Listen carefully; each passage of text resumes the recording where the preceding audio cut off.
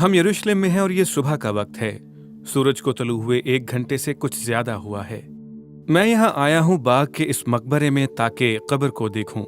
शायद कुछ लोग इसको बड़ी अहम कब्र कहेंगे।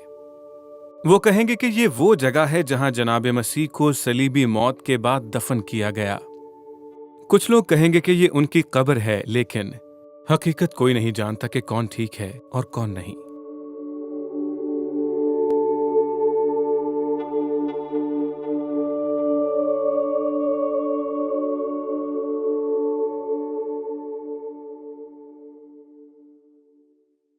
लेकिन कौन ठीक है? जनाब मसीह के हजारों की तादाद में पैरोकार मसीही ज़ायरीन हर बरस यहाँ आते हैं, लेकिन ये नई चीज है। मकबरा अभी 1.5 सदी पहले ही मिला है। इसके करीब एक गिरजा है जिसको मुकद्दस कब्र का गिरजा कहा जाता है। बाज लोगों के नजदीक यही जनाब मसीह के दफन किए जाने की जगह है। मसीही गुज़श्ता 1700 बरस से वहां जा रहे हैं।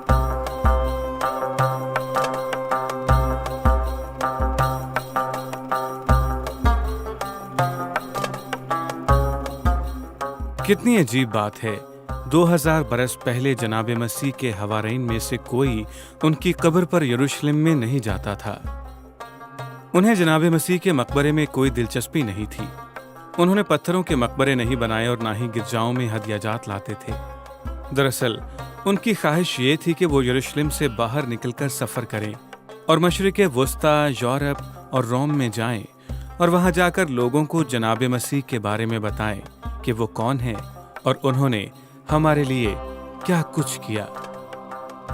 कुछ लोग कहेंगे कि वो नहीं आए, और वो ही क्यों? जनाब मसीह यरूशलेम में फौत नहीं हुए, और अगर वो वहां फौत नहीं हुए तो वहां दफन भी नहीं हुए। लेकिन जनाब मसीह के हवारी तब भी और आज भी बड़े साफ अल्फाज में कहते हैं कि आपने यरूशलेम में वफात पाई। वो कहते हैं कि आप सलीब पर कुर्बान हुए। जहां मैं खड़ा हूं यहां से थोड़ा सा दूर आपको दफन किया गया, यहां करीब ही। मजीद वो ये कहते हैं कि आप मुर्दों में से जी उठे और जिंदा हो गए। क्या इसी वजह से जनाब मसीह के इब्तिदाई हवारी आपकी कब्र पर नहीं आते थे? हम कैसे जाने?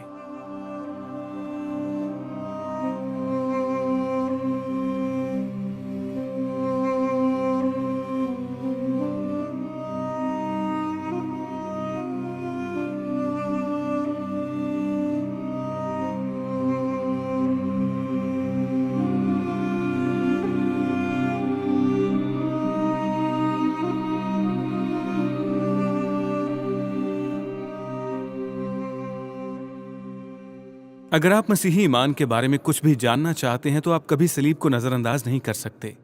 आप दुनिया में कहीं भी चले जाएं, जहां भी आपको जनाब मसीह के मानने वाले मिलेंगे, वहां आपको हमेशा सलीब मिलेगी।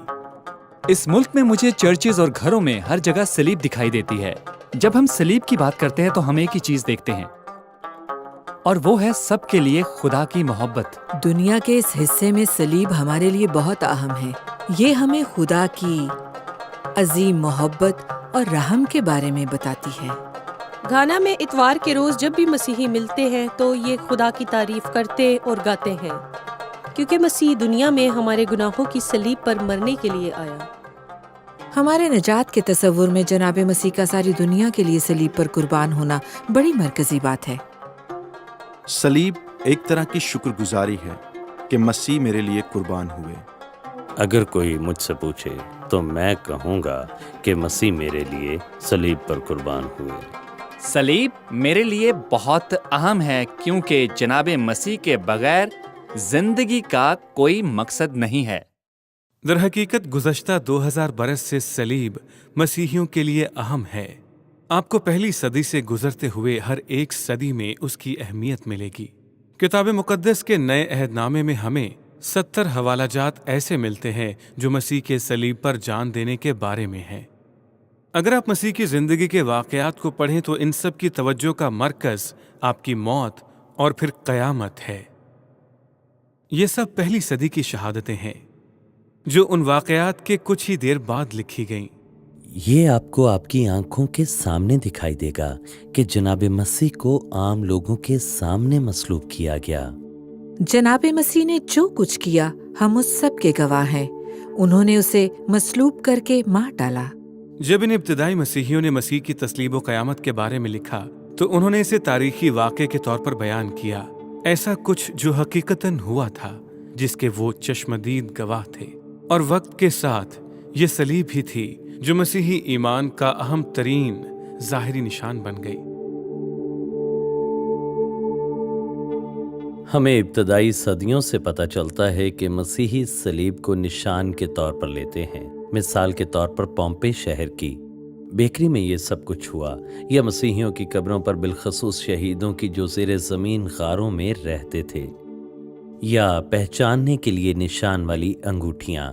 दूसरी सदी ईस्वी के आगाज़ से इख्तिताम तक के नुस्खाजात से हमें पता चलता है कि सलीब का निशान खसूसी तौर पर इस्तेमाल किया जाता था ताकि सलीब या मसलूबियत की इस्तिलाह राइज की जा सके।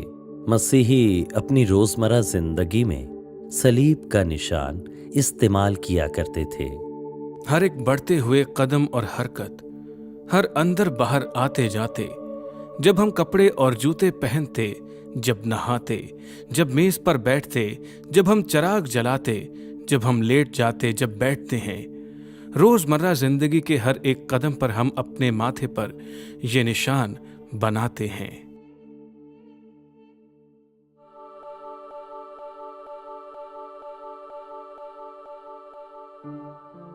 इस बात के बहुत से तारीखी शवाहिद हैं कि मसीही पहली, दूसरी और तीसरी सदी में जनाब मसीह के सलीब के बारे में बात करते, मसीह की सलीब के बारे में लिखते और इसे ईमान के निशान के तौर पर इस्तेमाल करते थे।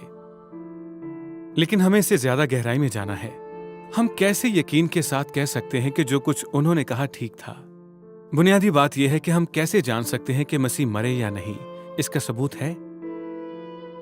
और अगर आप मसलूब हुए और यहां यरूशलेम में मुर्दों में से जी उठे, तो इसका क्या मतलब है?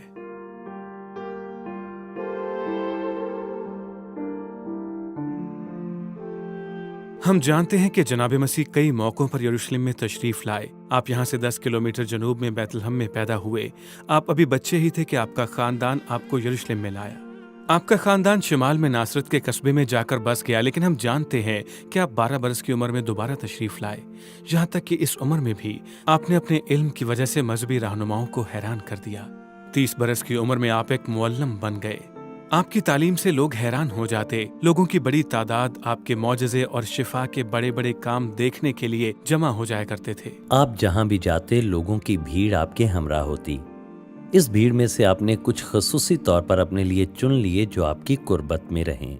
पतरस, याकूब, यूहन्ना, तोमा और यहूदा जिसने बाद अज़ां आपको धोखा दिया। इनके अलावा और भी बहुत से थे जो आपकी मदद किया करते थे, जिनमें चंद खवातीन भी शामिल थीं, मरियम, सलोमी, सोसना वगैरह, जिनका जिक्र मसीह की जिंदगी के बयानात में मिलता है।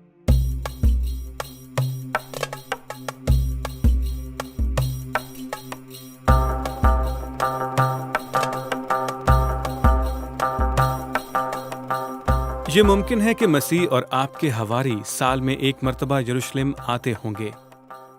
वो अहम यहूदी ईदों पर यहाँ आते थे। यहूदी आज भी ईद फसा को मार्च और अप्रैल के महीने में हर बरस मनाते हैं। इस ईद के जश्न की जड़ें हमें कदीम तारीख में मिलती हैं, जनाब मसीह के दौर से भी पहले। आप इस कहानी को किताब मुकद्दस के इब्तिदाई अब्वाब में पढ़ सकते हैं, जिसे हम अहद अतीक कहते हैं। ये कहानी हजरत मूसा और बनी इसराइल के बारे में है कि कैसे खुदा ताला ने उन्हें गुलामी से छुड़ाया।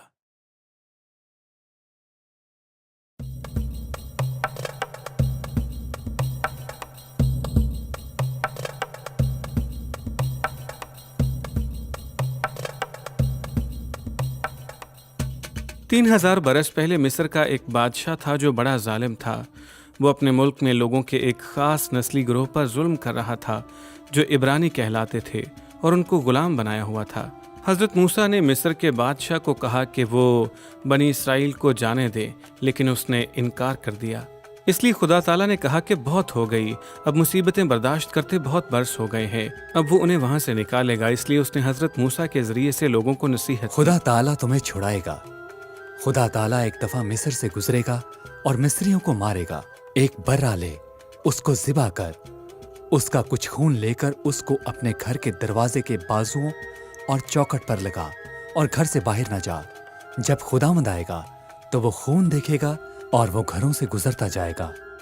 اور رات کے وقت اسرائیلی مصر چھوڑ کر چلے گئے، خدا نے انہیں آزادی دی، وہ آزاد تھے، وہ موت سے بچ گئے تھے اور غلامی سے آزاد ہو گئے تھے، محض فسح کے برے اور خون کی بدولت۔ آخری مرتبہ جب مسیح اور آپ کے حواری حضرت پطرس، یوحنا، یعقوب، توما، یہودا اور دوسرے یروشلم آئے تو یہ عید فسح کا موقع تھا، وہ عید منانے آئے تھے اور وہ شہر کے کسی بالا خانے میں جمع ہوئے تھے، اور یہ شام حیرت انگیز، ڈرامائی اور ناقابل فراموش بن گئی۔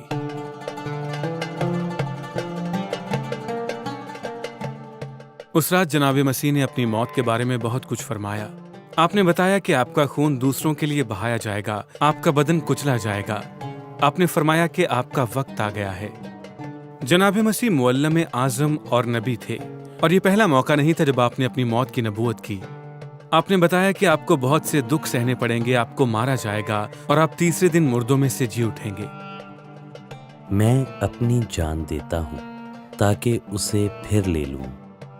کوئی اسے مجھ سے چھینتا نہیں، بلکہ میں آپ ہی اسے دیتا ہوں۔ نبی ہوتے ہوئے آپ نے نبوت کی اور آپ نے بتایا کہ کیا ہونے والا ہے۔ 3 دفعہ آپ نے واضح طور پر یہ نبوت کی کہ آپ یروشلم تشریف لے جائیں گے اور آپ وہاں گرفتار ہوں گے اور دکھ اٹھائیں گے، ایک دردناک موت۔ فسح کھانے کے بعد شام کے وقت جناب مسیح اپنے حواریوں کو لے کر یروشلم سے باہر چلے گئے۔ کدرون کی وادی سے گزر کر آپ کوہ زیتون پر پہنچے، جہاں پر رک کر آپ نے دعا کی۔ جس باغ میں اس وقت میں کھڑا ہوں، اس کے پاس اس رات جناب مسیح نے قیام کیا ہوگا۔ اس کا نام گتسمنی ہے، جو تیل نکالنے والے کولہو کی جگہ تھی۔ مسیح اس جگہ سے واقف تھے اور اکثر یہاں اپنے حواریوں سے ملتے تھے۔ اس شام جناب مسیح اپنے حواریوں کو چھوڑ کر اکیلے آگے کو بڑھے اور زمین پر سجدہ ریز ہو کر دعا کرنے لگے۔ اب یہاں آپ کا دعا کرنے کا طریقہ کار خاص نہیں، کیونکہ آپ مختلف طریقوں سے دعا کیا کرتے تھے، بلکہ آپ نے جو فرمایا وہ اہم ہے۔ پھر آپ ان سے تھوڑی دور آگے گئے اور خدا کے آگے سجدہ ریز ہو کے یہ دعا فرمانے لگے، اے میرے باپ، اگر ہو سکے تو یہ پیالہ مجھ سے ٹل جائے، تو بھی نہ جیسا میں چاہتا ہوں بلکہ جیسا آپ چاہتے ہیں ویسا ہی ہو۔ اپنے دکھ اور مصائب میں آپ دعائیا حالت میں اتنے مصروف تھے کہ آپ کا پسینہ مبارک خون کے قطروں کی صورت زمین پر گر رہا تھا۔ انجیل شریف میں موجود جناب مسیح کی زندگی اور موت کے واقعات درست اور ایک دوسرے سے ہم آہنگ ہیں۔ اس وقت آپ پر ذہنی دباؤ تھا اور کتاب مقدس بتاتی ہے اس دباؤ کے اثر سے آپ کا پسینہ مبارک گویا خون کی بوندیں بن کر بہہ رہا تھا۔ طبی اعتبار سے آپ کی حالت بڑی عجیب تھی، لیکن ڈاکٹر اس حالت کو ہیمیٹو ہائیڈروسس کہتے ہیں۔ ڈاکٹروں کے نزدیک یہ کوئی عام صورتحال نہیں ہے، لیکن ڈاکٹر اس حالت سے واقف ہیں۔ اس حالت کا تذکرہ علم طب کی کتابوں میں ملتا ہے۔ یہ اکثر سزائے موت کے مجرموں کے ساتھ ہوتا تھا۔ اس اعصابی دباؤ میں جناب مسیح نے دعا کی اور آپ نے کیا کہا؟ تو بھی اے باپ، میری نہیں بلکہ تیری مرضی پوری ہو۔ کچھ دیر بعد جب سپاہی آپ کو گرفتار کرنے کے لیے آئے تو آپ کے حواریوں نے پیٹھ موڑی اور آپ کو اکیلا چھوڑ کر فرار ہو گئے۔ آپ نے دانستہ طور پر سپاہیوں کے ساتھ جانے کا ارادہ کیا، جبکہ آپ کو معلوم تھا کہ آپ مرنے جا رہے ہیں۔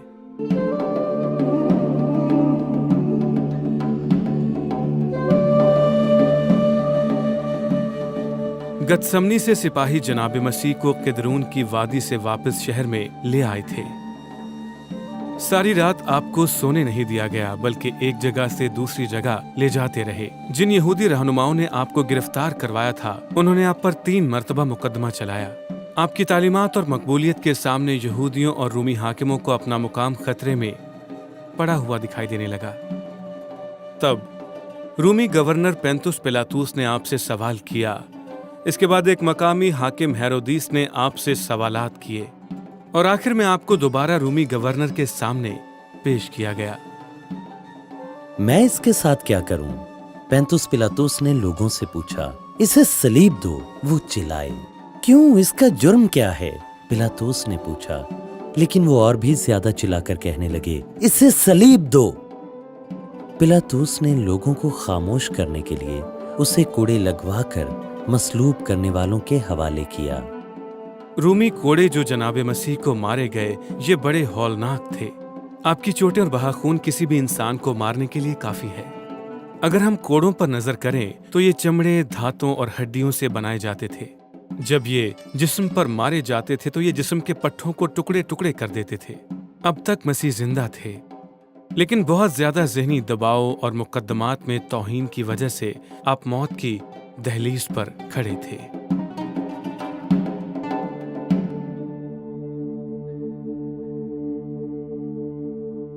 उस रात के दौरान जनाबे मसीह को 6 यहूदी और रूमी अदालतों में पेश किया गया। आपकी बेइज्जती की गई और फिर आपको मारा गया। कोड़े मारे जाने की वजह से आपका जिस्म मुबारक जख्मों से भर गया और बार बार जख्म खुल जाते। इन तमाम कामों का हतमी नतीजा ये निकला कि उनके जिस्म का अंदरूनी निज़ाम दरहम बरहम हो गया।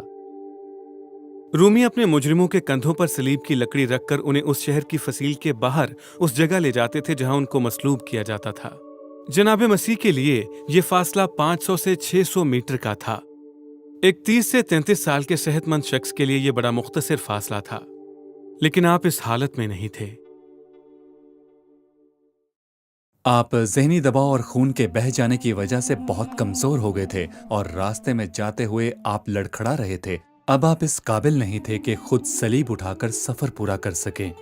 आखिरकार रूमी अफसर आपको मसलूब करने की जगह ले गए, जो गलगता कहलाती है और हम उसे खोपड़ी की जगह भी कहते हैं। खोपड़ी की जगह यरूशलेम में एक ऐसी जगह थी। ये शहर की फसील के बाहर गतसमनी से 1 किलोमीटर के फासले पर थी। ये छोटा सा चेहरे की तरह का पत्थर था जिसमें इंसानी खोपड़ी सी आंखें और नाक का निशान बना हुआ था। मसीही ईमान रखते हैं कि यही वो जगह है जहां जनाबे मसीह को मसलूब किया गया। गलगत्ता के मुकाम पर आपको मसलूब किया गया। लोहे की कील आपकी कलाइयों में ठोंक कर आपको सलीब से जड़ दिया गया। जनाबे मसीह को और सलीब के ऊपर वाली लकड़ी के शहतीर को खींच दिया गया। आपकी कमर कोड़ों से बुरी तरह जख्मी हो चुकी थी और आपको सख्त लकड़ी के साथ जड़ दिया गया। बिलाखिर आपकी टांगों को एक तरफ करके मजबूती के साथ जड़ दिया गया। आपकी हर एक सांस कर्ब में इजाफा कर रही थी।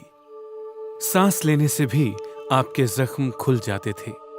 आपकी कलाइयों पर कील लगाकर आपका जिस्म मुबारक लटकाया गया था। इसकी वजह से आपके सारे बाजुओं में दर्द ही दर्द था। पट्टे अकड़ना शुरू हो गए और बढ़ती हुई थकावट से आपकी रही सही हिम्मत भी खत्म हो गई थी।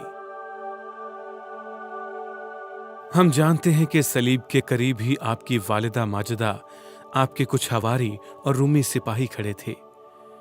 गवाहों का एक गिरोह था जो आपको मरते हुए देख रहा था। इसके बाद जनाबे मसीह ने फरमाया, मैं प्यासा हूं। वहां सिरके से भरा हुआ मर्तबान था। जब जनाबे मसीह को वो मैं पिलाई गई तो आपने फरमाया, तमाम हुआ। तब आपने सर झुकाकर अपनी जान दे दी। तमाम हुआ, तमाम हुआ, तमाम हुआ।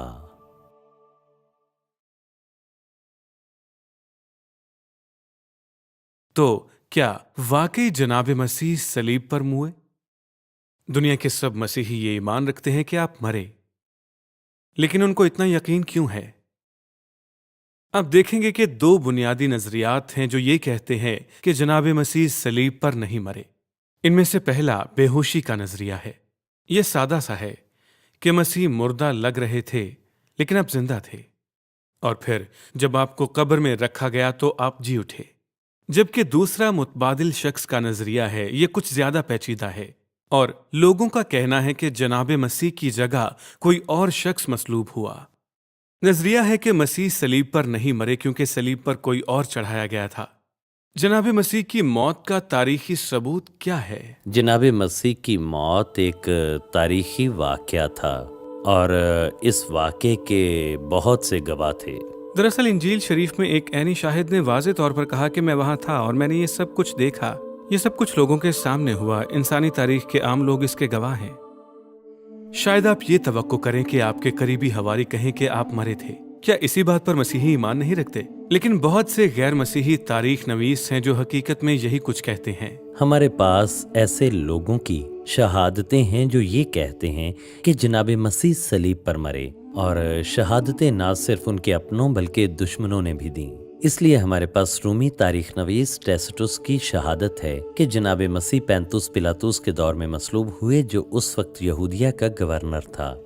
हमारे गवर्नर पैंतुस पिलातुस के अहद में मसीह को बड़ी सख्त सजा देकर मारा गया, लेकिन ये तोहम परस्ती यहूदिया से निकलकर रोम तक फैल गई थी। हमारे पास तालमूद की ज़बरदस्त शहादत है जो आपकी मौत के वाक़यात की तस्दीक करती है, जो यहूदी नुक्ते निगाह के मुताबिक रूनुमा हुई। एक यहूदी तारीखदान था बनाम यूसिफस। वो मसीही नहीं था, वो महज यहूदियों की तारीख लिख रहा था। और 93 ईस्वी के करीब उसने मसीह नासरी के बारे में लिखा, और ये लिखा कि कैसे उसको यरूशलेम में मारा गया। एक दानिशमंद था जिसका नाम यसू था, और वो नेक समझा जाता था। पिलातुस ने उसे मसलूब करने की सजा दी, लेकिन जो लोग उसके हवारी बन गए, उन्होंने ये खबर दी कि वो मसलूबियत के 3 दिन बाद मुर्दों में से जी उठा। ये तमाम तारीखी शहादतें इस हकीकत की तरफ इशारा करती हैं कि 2000 बरस पहले आप यरूशलेम में मसलूब हुए। तो फिर मुतबादिल शख्स का नजरिया क्या है? क्या आप जवाब देंगे कि जी हां, सलीब पर कोई मरा था, लेकिन वो यकीनन मसीह नहीं था? क्या इस हकीकत के सबूत में हमें इंजील शरीफ में कोई हवाला मिलता है?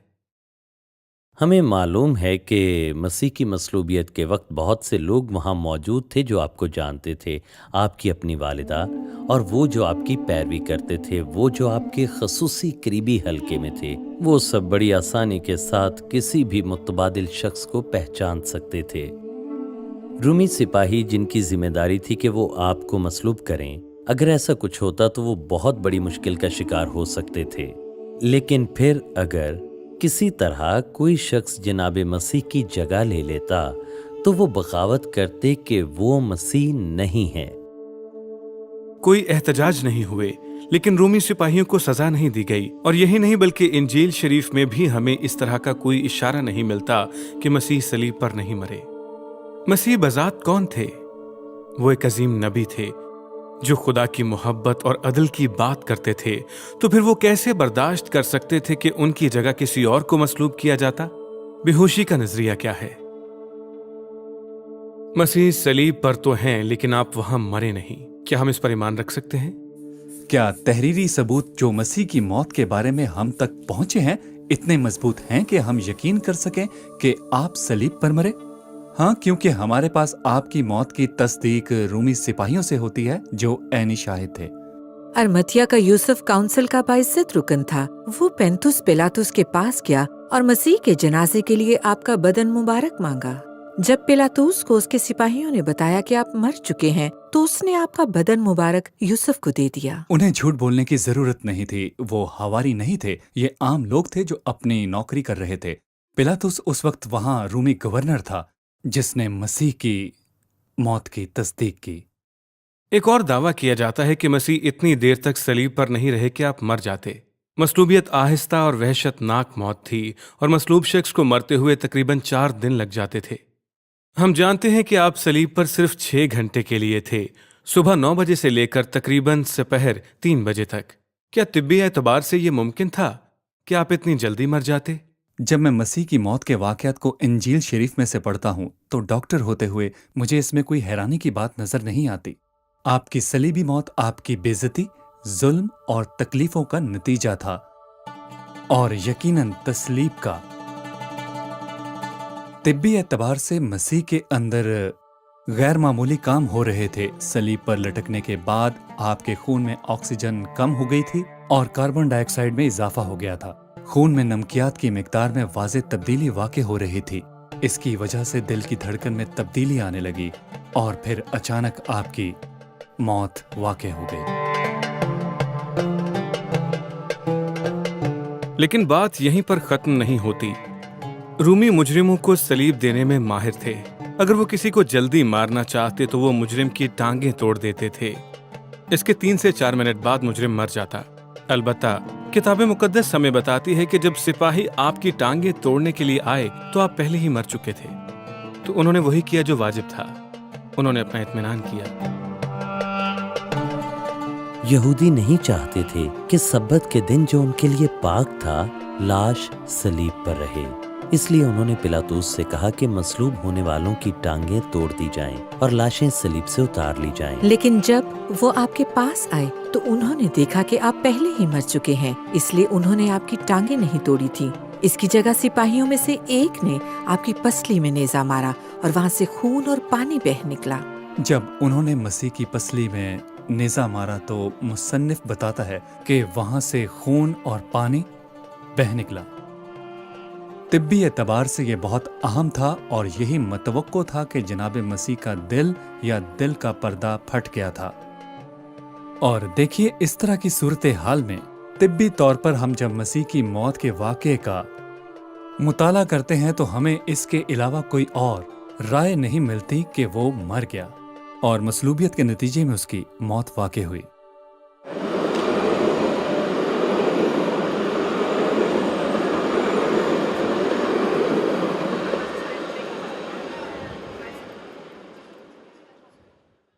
تمام تاریخی اور طبی ثبوت اسی حقیقت کی طرف اشارہ کرتے ہیں کہ 2000 سال پہلے مسیح صلیب پر مرے تھے۔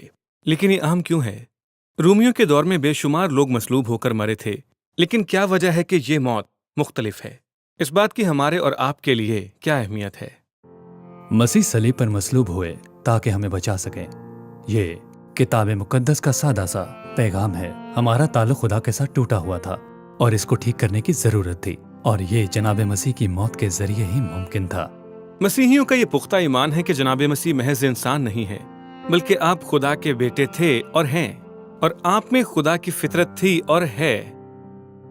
یہ سمجھنے کے لیے کہ کیوں مسیح صلیب پر مرے ہمیں کتاب مقدس کی طرف رجوع کرنا پڑے گا۔ ایک اور بات کتاب مقدس میں ملتی ہے کہ کتاب مقدس میں بہت سی تصاویر مسیح کی موت کو بیان کرنے کے لیے استعمال کی گئی ہیں۔ ہمیں کتاب مقدس میں رومیوں کی کلیسیا کے نام خط میں ایک سطر ملتی ہے جہاں مصنف شریعت اور عدالت کی مثال کو استعمال کر کے بے گناہ قرار دیتا ہے۔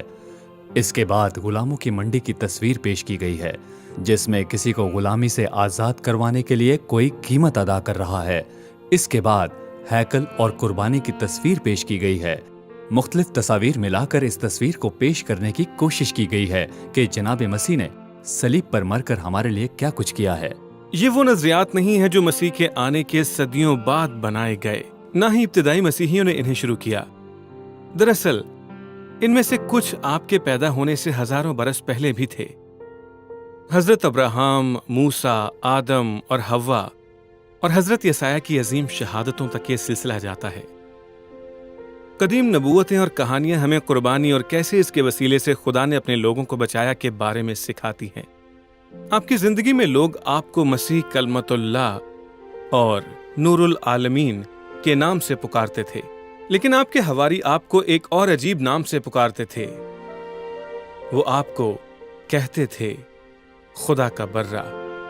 ہم دیکھتے ہیں کہ یوحنا استباغی آپ کو کہتا ہے خدا کا برہ، جو جہان کا گناہ اٹھا لے جاتا ہے۔ کرنتھس کے مسیحیوں کے نام لکھے گئے خط میں یوں مرقوم ہے، جو کہ جدید یونان میں ہے۔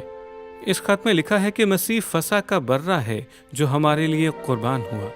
کتاب مقدس میں 20 سے زیادہ مرتبہ جناب مسیح کو خدا کا برہ کہا گیا ہے، اور یہ جاننا بہت ضروری ہے کہ جناب مسیح کون ہے، اور ہم جانتے ہیں کہ آپ خدا کا برہ ہیں۔ ہم جانتے ہیں کہ ہمارا کفارہ مسیح کے قیمتی خون سے دیا گیا، وہ جو بے داغ برہ تھا۔ جناب مسیح ہمارا فسح کا برہ ہیں جو ہمارے لیے قربان ہوئے۔ جب ہم کلام الہی کے مطابق آپ کو خدا کے برے کے طور پر لیتے ہیں تو ہمارا ذہن فسح کی طرف جاتا ہے، جہاں برے کو قربان کیا گیا تاکہ اسرائیلیوں کو چھڑایا جائے۔ جناب مسیح اپنی موت سے پہلے اپنے حواریوں کے ساتھ یروشلم میں داخل ہوئے اور انہوں نے عید فسح یہودی طریقہ کار کے مطابق منانا شروع کر دی۔ लेकिन आपने सब कुछ बदल कर रख दिया। आपने खाने की मेज पर इलामती जुबान इस्तेमाल की और चीजों के मफहूम को बदल दिया।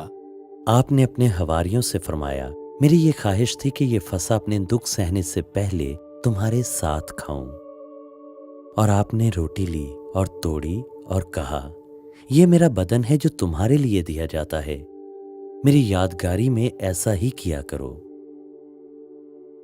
फिर आपने प्याला लिया और कहा, इसे पियो, ये मेरा खून है जो तुम्हारे और बहुत सौ के गुनाहों की मुआफ़ी के लिए बहाया जाएगा। आपने ईद फसा की इस्तिलाहात को इस्तेमाल करते हुए अपनी मौत के बारे में पेशिन गोई की थी।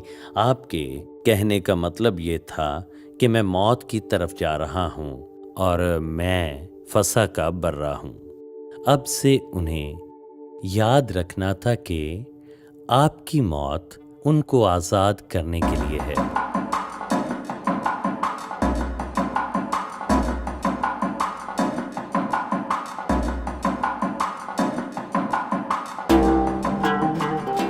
किताब मुकद्दस में एक और वाकया जो हमारी ये सीखने में मदद करेगा कि क्यों जनाब मसीह खुदा का बर्रा है। ये हजरत इब्राहीम का वाकया है जिसके बारे में मसीहियों का ईमान है कि वो यहाँ ही यरूशलेम में वक़ू में आया। इस वाकये में खुदा ताला हजरत इब्राहीम की आजमाइश करते हैं। वो हजरत इब्राहीम को अपना बेटा कुर्बान करने के लिए कहते हैं। आखिरी लम्हे में खुदा बड़े ही ड्रामाई अंदाज में हालात में मुदाखलत करते हैं और उन्हें एक मुतबादिल कुर्बानी फ्राहम की जाती है और इब्राहीम का बेटा इससे बच जाता है। खुदा के फरिश्ते ने अर्शे मुअल्ला से पुकारा, अब्राहम, अब्राहम, लड़के को जरर ना पहुंचाना, अब मैं जानता हूं कि तुम अपने रब से डरते हो। हजरत इब्राहीम ने आंखें उठाकर देखा तो आपको एक दुम्बा नजर आया जिसके सींग झाड़ी में फंसे थे। फिर आपने अपने बेटे की जगह उस दुम्बे को कुर्बान कर दिया।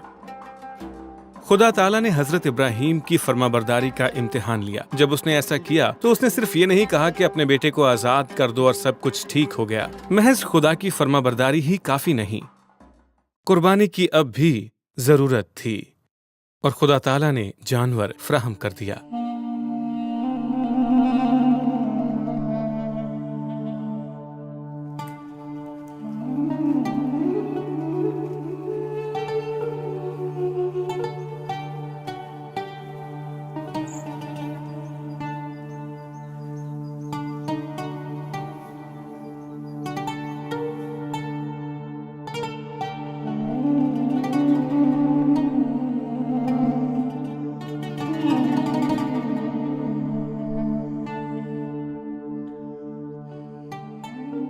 फसा का किस्सा हमें याद दिलाता है कि एक जानवर ज़िबा किया गया ताकि लोगों को आज़ाद किया जा सके। हज़रत इब्राहीम का किस्सा हमें बताता है कि यह खुदा ताला है जिसने वो कुर्बानी अता की। यसाया नबी जनाब मसीह से तकरीबन 700 बरस पहले माबूस हुए और वो ज़िबा किए हुए बर्रे की तस्वीर कशी करते हैं। लेकिन इस तस्वीर में वो एक नाकाबिल शनाख्त शख्स की तस्वीर पेश करते हैं जो दूसरों को बचाने के लिए कुर्बान हुआ। जिस तरह बर्रा जिसे ज़िबा करने को ले जाते हैं और जिस तरह भेड़ अपने बाल कुतरने वालों के सामने बेजुबान है, इसलिए उसने अपना मुंह नहीं खोला। हमारी बदकिरदारी के बाइस कुचला गया और हमारी बदकिरदारी खुदावंद ने उस पर लाद दी। हम सब की खताएं। इंजील शरीफ में हजरत यूहन्ना इस्तबागी नबी होते हुए बिल्कुल ऐसी ही नबूवत करते हैं। हजरत यसाया और हजरत यूहन्ना के मुताबिक कुर्बान होने वाले खुदा के बर्रे और जनाब मसीह के दरमियान कोई मुमासलत है और वो है हमारी बुराइयां और गुनाह। अगले दिन हजरत यूहन्ना ने जनाब मसीह को अपनी तरफ आते देख कर कहा, देखो ये है खुदा का बर्रा जो दुनिया के गुनाह उठा ले जाता है। सारी दुनिया की सकाफतों और नस्ल इंसानी की तारीख में सब गुनाह की हकीकत और इंसान की खताकारी से वाकिफ हैं। अक्सर मशरकी ममालिक में बरादरी का निज़ाम बहुत मजबूत है, इसलिए बरादरी जिस बात को दुरुस्त समझती है, अगर उस नजरिए की कोई मुखालिफत करेगा तो न सिर्फ उसको बल्कि खानदान और रिश्तेदारों के साथ साथ सारी बरादरी को शर्मिंदगी बर्दाश्त करनी पड़ेगी। दीगर सकाफतों में बिलखुसूस ऐसी जिनका ताल्लुक मगरिब के साथ है, गुनाह और खताओं को कानून की खिलाफ वर्जी समझा जाता है। हम इसको मुख्तलिफ अंदाज में बयान करते हैं, लेकिन ये शर्मिंदगी हो या बेइज्जती, इसका मतलब नाकामी है और ये कुल नस्ल इंसानी का बुनियादी मसला है। مسیحی ساری دنیا کی مختلف ثقافتوں سے آتے ہیں، لیکن جو چیز ان کو جوڑتی ہے وہ یہ سمجھ ہے کہ شرمندگی، بے عزتی، گناہ تعلق کو تباہ کرتے ہیں، خواہ خاندان، دوستوں اور سب سے بڑھ کر خدا کے ساتھ ہمارے تعلقات ہوں۔ اگر آپ کتاب مقدس کے شروع میں جائیں تو آپ کو حضرت آدم اور بی بی حوا کی داستان ملتی ہے۔ آدم اور حوا بڑی ہم آہنگی کے ساتھ خدا کے بنائے ہوئے خوبصورت باغ عدن میں رہتے تھے۔ خدا ایسا نہیں جو انسانوں سے دور ہو۔ آدم اور حوا اس سے باتیں کرتے، ساتھ چلتے پھرتے، لیکن تب ایک بڑی غلطی ہو گئی۔ خدا نے آدم کو حکم دیا، تو باغ کے ہر درخت کا پھل بے روک ٹوک کھا سکتا ہے، لیکن تو نیکی اور بدی کی پہچان کے درخت کا پھل کبھی نہ کھانا۔ لیکن عورت نے دیکھا کہ پھل اچھا اور آنکھوں کو خوشنما معلوم ہوتا ہے، اس نے کچھ لیا، اس نے اور آدم نے وہ پھل کھایا۔ تب انہوں نے خود کو خداوند کے حضور سے درختوں میں چھپایا۔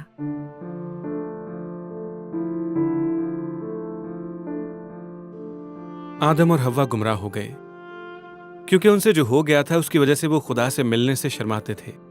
اس کے سنجیدہ نتائج تھے، انہوں نے خدا کی حکم عدولی کی تھی۔ اب وہ خدا کے ساتھ باغ میں نہیں رہ سکتے تھے۔ خدا کے ساتھ انسان کا کامل تعلق ٹوٹ گیا۔ سوال یہ پیدا ہوتا ہے کہ خدا کے ساتھ یہ زبردست تعلق کیسے دوبارہ بحال کیا جائے؟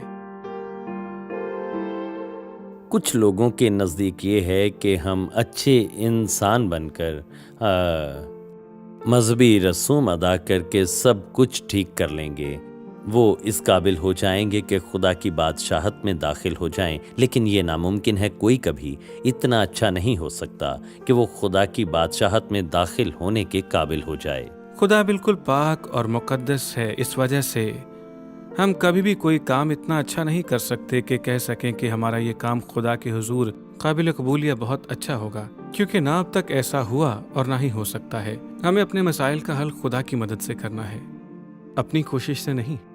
کتاب مقدس میں مرقوم ہے کہ خدا پاک ہے، انصاف کرنے والا، اور وہ محبت ہے۔ خدا کی پاکیزگی بنیادی چیز ہے۔ خدا پاک ہے، اس وجہ سے ہمارے گناہ بڑے سنجیدہ ہیں۔ یہ خدا سے ہمیں جدا کرتے ہیں کیونکہ ہم پاک نہیں۔ خدا کی پاکیزگی انصاف سے جڑی ہوئی ہے۔ خدا کبھی بھی محض ہماری غلط کاریوں کو معاف نہیں کر دیتا کیونکہ گناہ کی سزا لازم ہے، ورنہ انصاف کچھ نہیں۔ تو پھر اس کا حل کیا ہے؟ اس کا جواب یہ ہے کہ خدا محض محبت کا خدا نہیں ہے، وہ خود محبت ہے۔ یہ اس کی محبت ہے کہ وہ خود مسئلے کو حل کرتا ہے۔ اس لیے خدا کی محبت کا نقطۂ عروج یہ ہے کہ اس نے ہمارے لیے یسوع کو قربان کیا، اس نے صلیب پر مر کر ہمارے گناہوں کے لیے سزا برداشت کی۔ یہ سب کچھ خدا کی طرف سے ہے، جس نے یسوع کے وسیلے سے ہمارے ساتھ اپنا تعلق جوڑا ہے۔ وہ لوگوں کے گناہوں کو خاطر میں نہیں لاتا۔ یہ محبت ہے، یہ نہیں کہ ہم نے اس سے محبت کی، بلکہ یہ کہ اس نے ہم سے محبت کی اور اپنا بیٹا بھیجا کہ وہ ہمارے گناہوں کا کفارہ بنے۔ جناب مسیح خدا کا برہ ہے، جسے خدا نے ہمیں دیا، جو ہم سے محبت کرتا ہے۔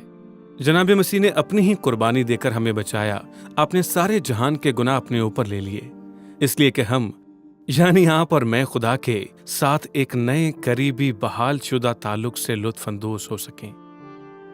2000 سال گزر گئے، مسیح کی صلیبی موت یقیناً کہانی کا اختتام نہیں ہے۔ ہم ایک شخص ارمتیا کے یوسف کے بارے میں جانتے ہیں جس نے پینتوس پلاطوس سے آپ کا جسم مبارک حاصل کیا اور اس کو اپنی ذاتی قبر میں دفن کیا جو ایک باغ میں تھی۔ یوسف نے وہ کیا جو وہ کر سکتا تھا، لیکن روشنی کم ہو رہی تھی، 7 بجے کے قریب سورج ڈھل رہا تھا۔ یہ یہودیوں کے سبت کا آغاز تھا اور یوسف کو اس کے آغاز سے پہلے ہی گھر پہنچنا تھا۔ اس نے ایک بڑا پتھر قبر کے منہ پر رکھ کر اس پر مہر لگا دی۔ تیسرے دن صبح سویرے سورج کے طلوع ہوتے ہی جب سبت ختم ہوا تھا، آپ کی 3 پیروکار خواتین مریم، سلومی اور ایک اور عورت جسے مریم کہتے تھے، یسوع کی لاش کو لگانے کے لیے مسالے لے کر آئیں۔ اس وقت انہوں نے اس پتھر کو دیکھا جو کہ بہت بڑا تھا اور قبر کے منہ سے ایک طرف ہٹا ہوا تھا۔ جیسے ہی وہ قبر میں داخل ہوئیں، انہوں نے ایک فرشتے کو دیکھا جس نے سفید لباس پہنا ہوا تھا اور وہ ڈر گئیں۔ ڈرو مت، فرشتے نے کہا، تم یسوع کو ڈھونڈتی ہو جو مصلوب ہوا تھا، لیکن وہ یہاں نہیں ہے، وہ مردوں میں سے زندہ ہو گیا ہے۔ मुर्दों में से जी उठने के बाद जनाब मसीह हजरत मरियम, पतरस और यूहन्ना पर जाहिर हुए। उस शाम आप 2 लोगों से मिले जो यरूशलेम में अपने घर की तरफ जा रहे थे। फिर आप अपने करीबी हवारियों पर जाहिर हुए। उसने उन्हें बताया कि यूं लिखा है, मसीह दुख उठाएगा और तीसरे दिन मुर्दों में से जी उठेगा, और सब कौमों में तौबा और गुनाहों की मुआफी की मुनादी उसके नाम से की जाएगी। तुम इन बातों के गवाह हो।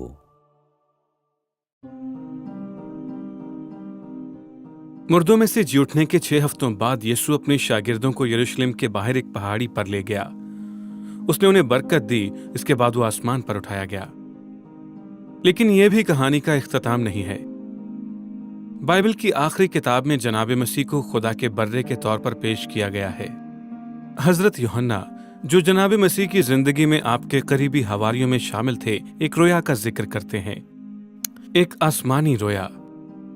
वो रोया में मसीह से मिले और मसीह ने उन्हें बताया, खौफ ना कर, मैं अव्वल और आखिर और जिंदा हूं। मैं मर गया था और देख, मैं अबदुल अबाद जिंदा रहूंगा। इसके बाद रोया बदली और यूहन्ना ने एक तख्त देखा। फिर मैंने एक बर्रे को देखा जो ज़िबा किया हुआ बर्रा था, जो तख्त के दरमियान में खड़ा था। उसके गिर्द 4 जानदार और 24 बुजुर्ग थे, और वो ये नया गीत गाने लगे कि तूने ज़िबा होकर अपने खून से हर एक कबीले और अहले जुबान और उम्मत और कौम में से खुदा के वास्ते लोगों को खरीद लिया। रोया बिल्कुल वाज़े है। ये मसीह यस्सु है, खुदा का बर्रा जो सलीब पर मुआ, बर्रा जिसे ज़िबा किया गया, जो आसमान के बिल्कुल दरमियान में खड़ा है। उसके गिर्द जमीन की हर कौम के लोग जमा हैं। उसकी मौत शिकस्त नहीं थी। उसका मुर्दों में से जी उठना उसकी फतह का निशान है।